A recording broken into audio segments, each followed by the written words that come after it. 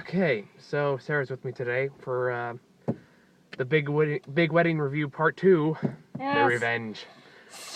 No kidding. So this time we actually did get to see the big wedding, and yeah, big shock, it sucks. It was a big disappointment. Jesus. Yeah. I don't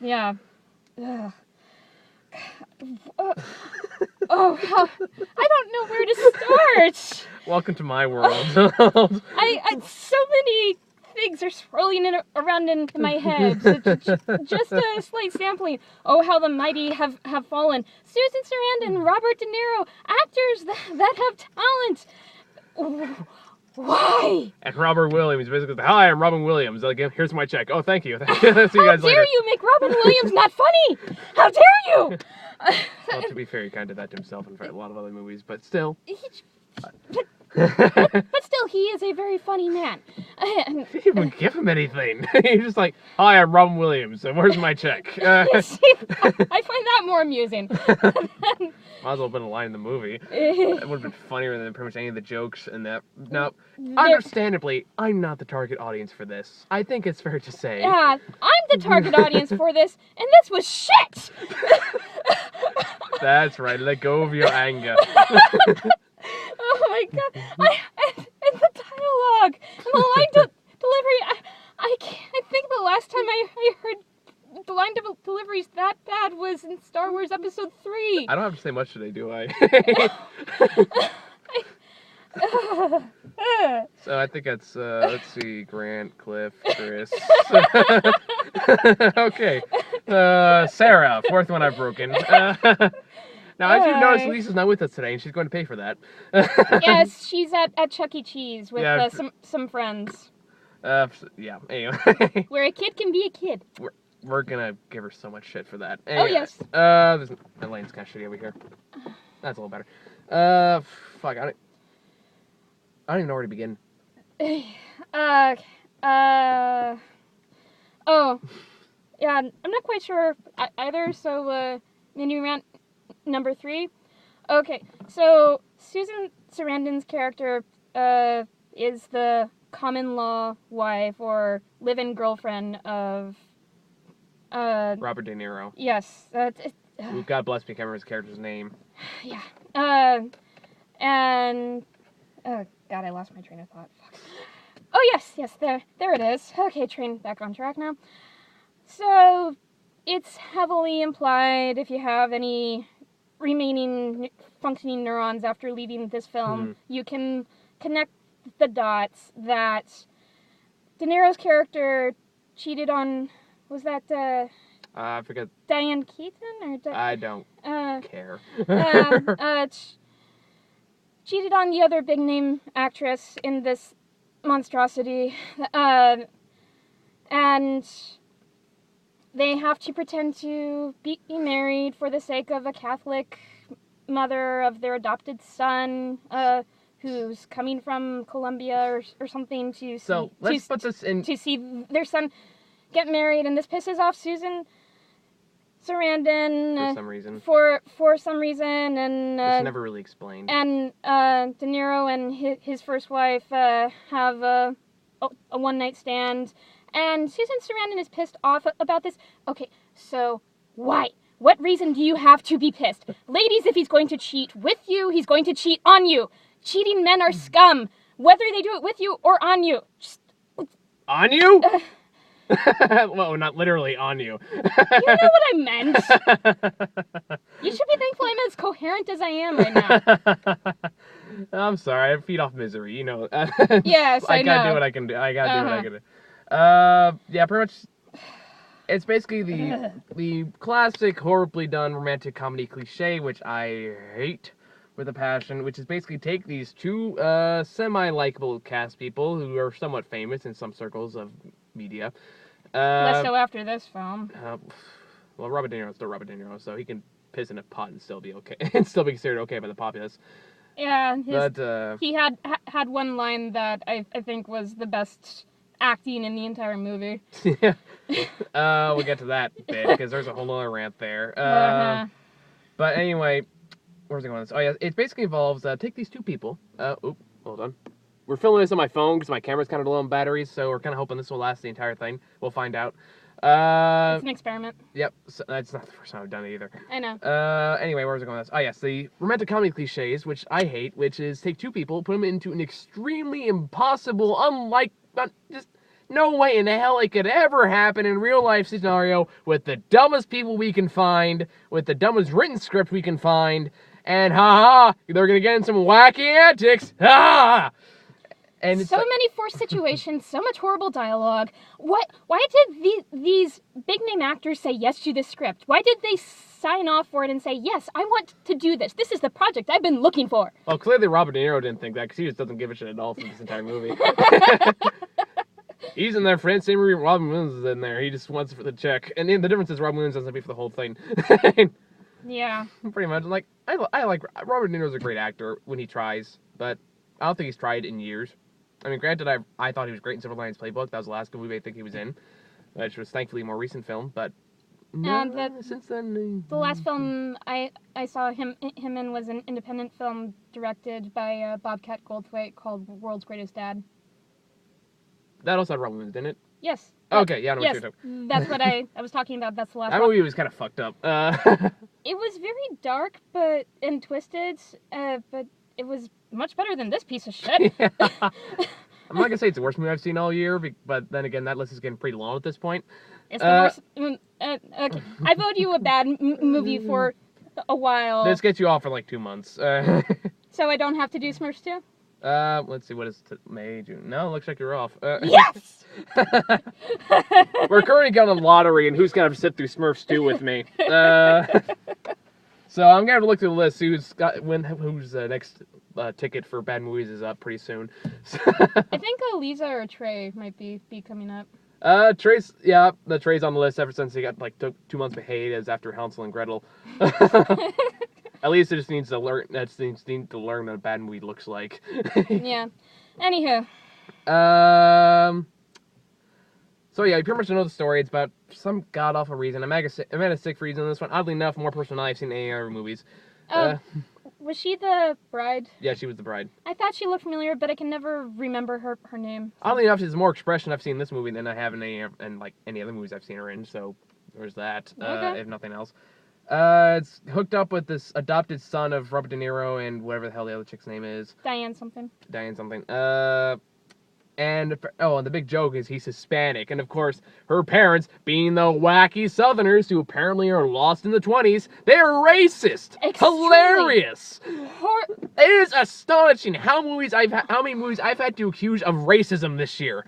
These people are despicable. They would rather have the wedding rehearsal dinner, which is supposed to be this... Oh, we want to have it outside when we know it's going to rain because we can't possibly be seen with this Hispanic gentleman. Oh, that's no matter how fucking racist you are, you do not have that type of family occasion, that type of family gathering when you're going to get rained on. What's so funny? I'm laughing how angry you're getting. I don't think I've ever seen you this angry before. I usually try to keep my cool because... No, keep going. This is great. And that's how I know your friend's like, what's so fucking funny? Oh, my brain. I hope I still have one with finals week coming up. At least it wasn't Scary Movie 5. Oh, there was no way in hell I was going to pay for that shit. Neither did Roger Grant. I had to pay to see all these shitty movies. I paid out of pocket for this one. Hey, I'm paying for your next movie, all right? So you don't get to complain. At least not with that. The rest is okay. The rest is fair game. Yeah, no matter how backwards, fucked up, racist you are, there's a certain amount of common sense that people who have survived adulthood without their parents' direct supervision, there's a certain amount of common sense that you would come to expect. And that includes having a formal family gathering where you do not get rained on. And there was another little topic. That's kind of another one of the elephant in the room. I can't believe I've had that conversation twice this year so far. Is incest. Let's talk a little bit about that. That was disgusting. So and it was so obvious as soon as this Latina character came Okay, so let's... on screen. It was so obvious. Okay, that's who the virgin is going to get deflowered by. Okay, let's give a little backstory on this. Topher Grace in this movie plays one of the brothers of the son of Robert De Niro. One of the brothers of Alejandro, which is the adopted son of Robert De Niro and his ex-wife. The story sounds more complicated the more I try to talk about it. And it's going to get more complicated. We haven't gotten to Katherine Heigl yet. And that forced piece of shit plot point. Yeah, okay. Anyway, so apparently Topher Grace, quite absurdly, is a virgin at 29, which, I'm sorry, as soon as I heard, like, my brain would just went scream bullshit, as, like, loud... not loud neon, like a giant neon sign in my brain that just said, like, that is complete crap. It's like, there's no way a guy who's 29, a doctor, been through college, and made through all that shit, is still a virgin. Bullshit. I mean, I don't care who you are, I don't care what your beliefs are, but it's that, no. I just don't buy it. The rest of the movie didn't exactly reinforce this too much. So apparently, the whole premise of the movie is that Alejandro's real parents are coming down from Cambodia? Colombia, so, yeah. Start with a C, I knew that. Mm-hmm. And apparently they're super, super Catholic, so their whole thing is like, oh, well, they think divorce is a huge sin, so you guys have to pretend to be married, because you know they're never going to find out at some point in the rest of the movie. No, because apparently they've never seen a romantic comedy in their life. You have to assume in every romantic comedy that other romantic comedies don't exist in their world, otherwise you think that some leaps in logic would just not take place. It's kind of like how in every zombie movie you have to assume that other zombie movies don't exist in that world, otherwise you think they know right away that, hey, that's a zombie, I should shoot it. It's just saying. In the head. Yeah, exactly. So, they come down, of course they don't speak English, and then he comes down with this, turns out Alejandro has a sister who lived in Colombia with the parents, and you can tell pretty much immediately that she was going to hook up with Topher Grace. And it's like, so are we just going to ignore the whole kind of, she's still kind of my sister thing with the thing in Topher Grace, which is just kind of icky and yuck. I mean, granted, she's hot, but still just, no. And you see her ass within the first 20 minutes of the film. Ass and tits. We got a side nipple. Okay. Not that I was looking. Oh, of course not. You a straight male looking at a hot Latina actress? I don't know what you're talking about. God damn, I sound like a racist or a pig on this show. Well, we're talking about racist pig characters. It's kind of par for the course, unfortunately. Okay, fair enough. You got me there. Yeah, and so, you know that everyone's a little bit racist is one of my favorite show tunes. Everybody's more than a little bit racist in this movie. Not everyone. Good. Almost. Well, the racist people come in the form of Segre's parents, as I mentioned, who are like the kind of classic Southern stereotypes that you would expect in this kind of movie. And one girl, what was one of the characters? Muffin was her name? Yes, the closet lesbian. Like, yeah, which was just fucking weird. That was. So many lines in this movie were so forced. Oh, I look the other way and he allows me my fetishes. What fetishes? Your wives. Which one? They're both delicious. So I'll give a little context in that particular situation. What happens is towards the end of the movie, obviously all the truths start coming out. Turns out Robert De Niro's ex-wife cheated on him before he cheated on her with like the Muffin's husband, racist guy who. Then the Muffin says that she's okay with it because then she gets to indulge in other fetishes, which really is the lesbian thing. And it just all happens in 5 minutes. Like, oh my god, I can feel how little I care. Oh, and speaking of which, you know what else? What also happens in 5 minutes? Okay, a little tiny bit of context because this is all Katherine Heigl's character really got. It's established pretty firmly in the first act of the movie that she can't have kids. Yeah, because you don't know where that's going. Yeah, and then in the span of 2 minutes or less, towards the end of the movie, oh, I'm pregnant. I saw that coming from immediately. She got the whole baby phobia thing, which was stupid. She fainted after looking at the babies in the maternity ward of the hospital that her brother Topher Grace's character works at. Nobody ever does. No. It's like that just doesn't happen. That pisses me off about romantic comedies in general is the fact that they very rarely ever build a world that is actually believable with characters you actually believe exist in it. And, I can think of maybe 2 or 3 that have actually accomplished this. Which ones? One is Silver Linings Playbook. Okay. And 500 Days of Summer. 2 movies are movies like create these worlds with believable characters where you actually believe what's going on. And in fact, I'd like to add one of my favorite movies of all time to that list with My Big Fat Greek Wedding. Haven't seen it, but okay, that is actually a good romantic comedy, and it is. I tried watching, I just couldn't get through it. It's funny, but I may have to watch it too again to remind me that some of these actually can be clever. So basically, Katherine Heigl's character is completely wasted, and she continues to show that really Knocked Up was kind of a one-shot deal. I really like her in that movie. I liked her in Grey's Anatomy. Yes, I watched that show. I'm a girl. So it's... I watched it too. That's not something to cheer. I just damaged my masculinity on the internet.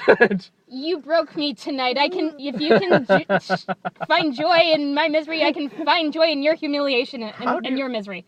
You haven't even seen half the shit of what I've had to go through this year. I'm not saying that I have. I'm just saying we can suffer together tonight. Fair enough. Sorry, I like to pull that card. Yes, just everyone's like, that's like the old man guy's like, oh, you think you have it, man? Let me tell you about the one I had in my day. I had to walk 20 miles to go see a shitty movie. I didn't even have anything close to Robert De Niro. We had Chaplin. I don't know. I've had to ride the bus for 2 hours to get to the theater in Morgan Hill. Thank you. You're welcome. I appreciate your commitment. You still need to learn how to drive. But anyway. It costs money. That's a topic for another day. So is riding the bus. But anyway.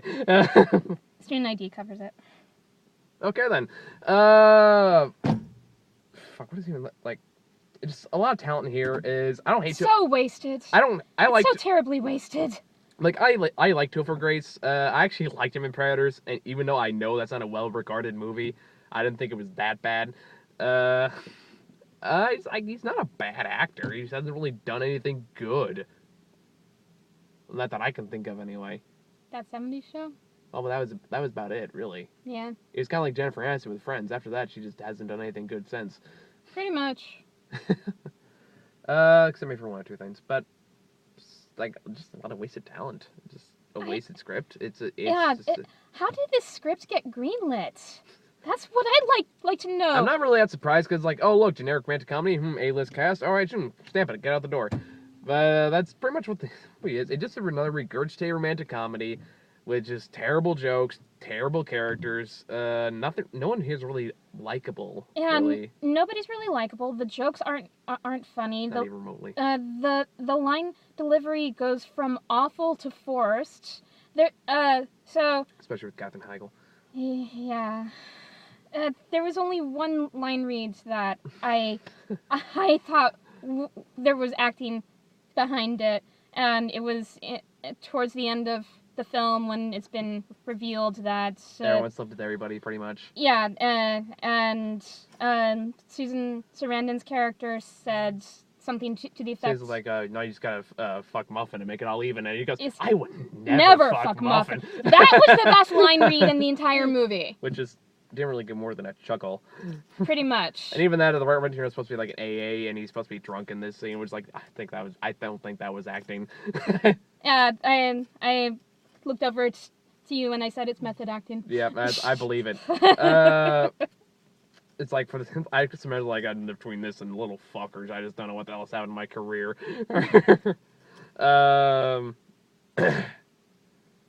There's not much else to say about. Oh yeah, there's one the nitpicky but annoys the shit out of me is the sculptures.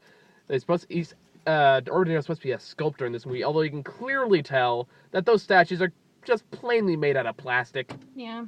Like it looks like they got bought off a Target. The statues that are supposed to look like people look nothing like them. Nitpicky, but you know what? At this point, fuck it. I'd say probably the best thing about this movie are the credits. The credits and or the cinematography on the swans and the lake. I'm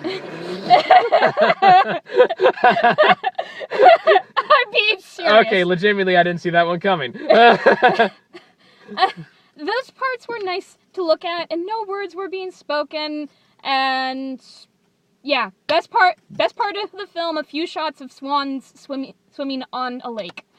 That was bad when it's like Robert De Niro goes like, "Someone just punched me in the face again." I was like, "Can you get a spot on that, please?" Yeah, let's all get in line for that. More enjoyable than this. So overall, not the worst movie I've seen this year, but it's still pretty bad. Don't see it. Don't waste your money. No, I think there's only like what 4 other people in the theater besides us. Yeah. Clearly, no one else wanted to see this shit either. Elisa, if you're watching this, we need to talk and negotiate. Not really negotiate so much as say drag you to something of equal or greater horribleness. So we'll talk about that later. Prepare yourself. That's the best I can say, because at this point, Epic is not going to cover it. So we'll see what happens there. Moving on to trailers then. Trailers. Hangover 3. Why? At least it's a different story. Why? More or less. Actually, it's not really the same story when you think about it. Granted, I haven't seen either of the Hangover movies. I've heard of them multiple times, but that type of plot line or storyline, not my thing. Personally. Yeah, I like the first one all right. I didn't think it was like the best comedy ever, like some people were saying, but I didn't think it was bad. The second one was the exact same goddamn thing. The third one, it looks like it's trying to be a different story, but not really, because it still has the same basic plot line as Doug is missing, and they have to go on a wild adventure to get him back. The only difference is this one is John Goodman. I love John Goodman. He's a great actor. He is. But he's very much underrated. He is very underrated. When we watch Barton Fink for proof, but or Argo. I haven't seen Argo yet. Oh, that's. I have it on DVD. I just haven't had time to watch it. It's probably my favorite movie from last year, or at least one of them.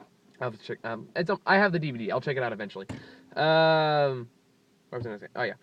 So it's like, at least they're trying something different. I'll give them that much. 1, 2 seasons, like okay, then like some parts like kind of like all right, that's mildly humorous, but it's like on that Zach Galifianakis character, where the hell his name is, just looks it's just psychotic at this point. I'm surprised it took him this long to try to send him to a home.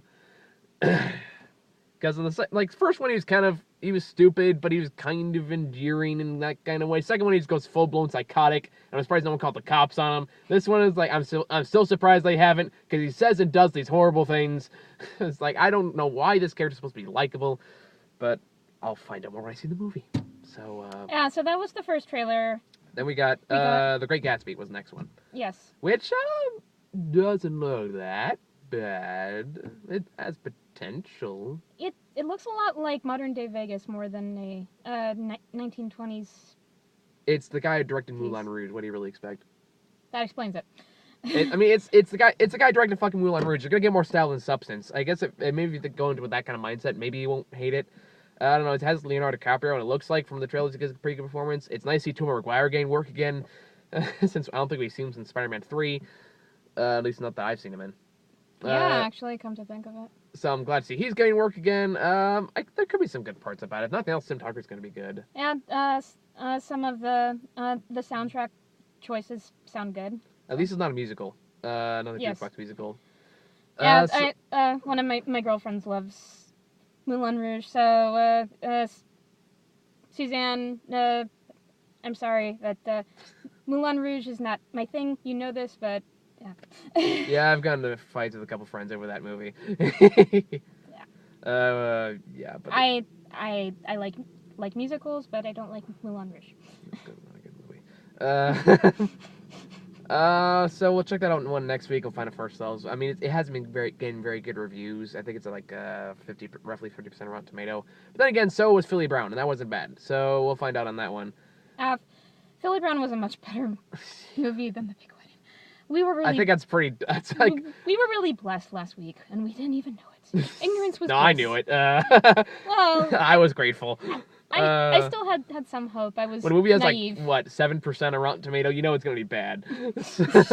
I don't follow Rotten I do, because I Tomato. have to like mentally prepare myself every time. Just like, okay, Ah. how bad is this gonna be? Okay, 70%, not that bad. So, Got it.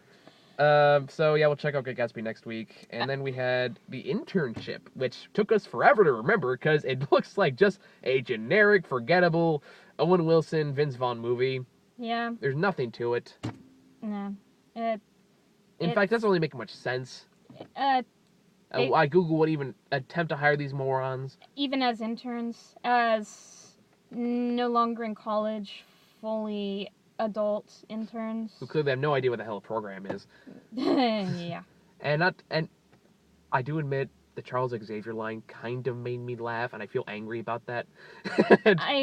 It kind of made me laugh too. It was the only decently funny part of the trailer. It kind of made me laugh to see Vince Vaughn get punched out by a guy in a wheelchair. No, it's more the guy's reaction to the exclamation, like, very funny, jackass. More than anything else.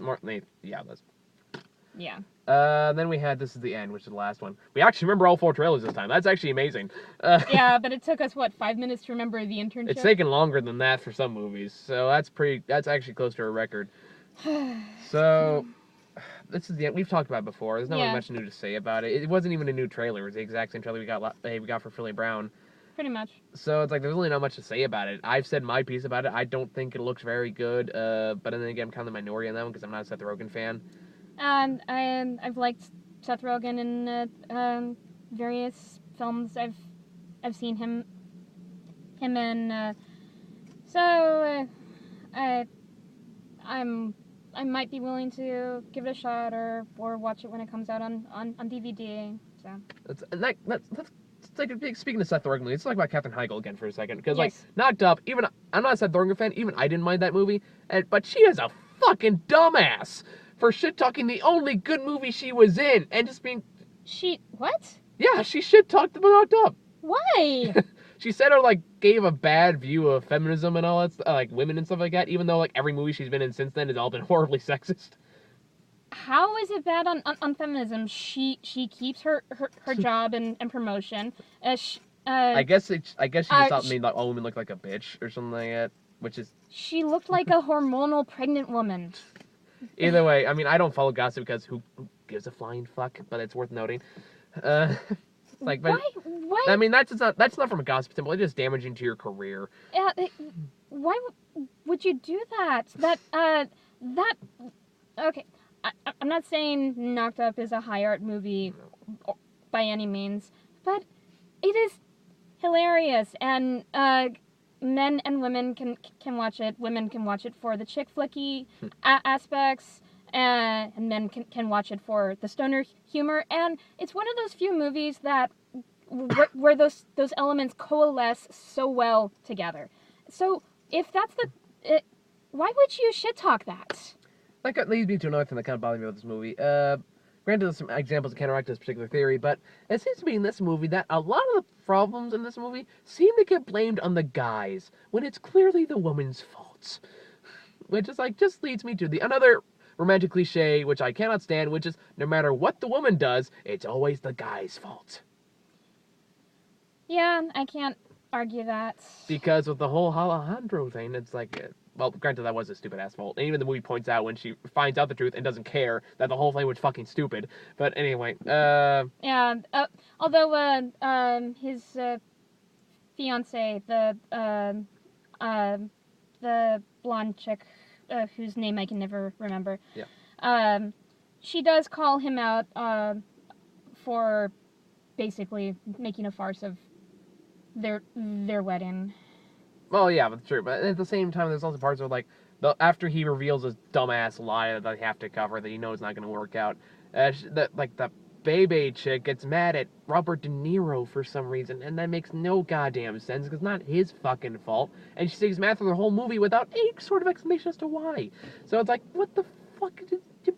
Maybe, cool your jets and just deal with it for a couple of days. Don't get in a huge hissy fit about it, and act like a fucking child. And it's stupid enough as it is. He's just going with it. How's that his fault? Don't make the guy the bad guy in the whole Katherine Heigl thing. with like even though granted she's kind of a bitch in this movie, I know it's kind of mean to say, but she is. She And is, then somehow yes. it's the husband's fault that the relationship didn't work out, even though clearly you'd want to say some nasty things to this woman too. But sorry. Although to make any relationship work, name calling should be avoided if At possible. the same time, both parties should admit fault when they're actually both parties Absolutely. involved. It shouldn't be, oh, you need to change because God forbid that means I did something wrong. So that means that can't possibly be right. Yeah, but another bit of advice about relationships: if you think or hope or expect the person you're in a relationship with to change, then you should not be with them. Because you do not love them. You love what you want them to be. That's a good summary on. And on next week, 5 ways to please your man. Hey. I'm just kidding. It's that was actually good, relevant advice to the conversation. fair enough. I'm cracking jokes. It's what I'm here to do. No one gives a shit what I actually think of the movie. They want to see me suffer. They want to make crack stupid one-liners. So that's what I do. Okay. More or less. Anyway, final thoughts, I guess. This fucking sucks. I hope that I will be able to regain enough of my intelligence points to make it through finals, because I feel like this movie was so backwards it did something bad to my brain. And yes, now you have seen me angry. At this point, there's nothing left to break. So... No, there are still a few who you need to run through the mill. No, I mean, there's something left in me to break. I have developed an immunity to bad movies. I have seen so many this year. So now no one can say I am not a leader who will suffer with the masses. Fair enough. Anyway, let's wrap this sucker up, because I need to go do a jazz show. Yep, so obviously it sucked. Don't go see it. We'll see y'all next week with Peoples. Let's see if we can freak on that one. And The Great Gatsby.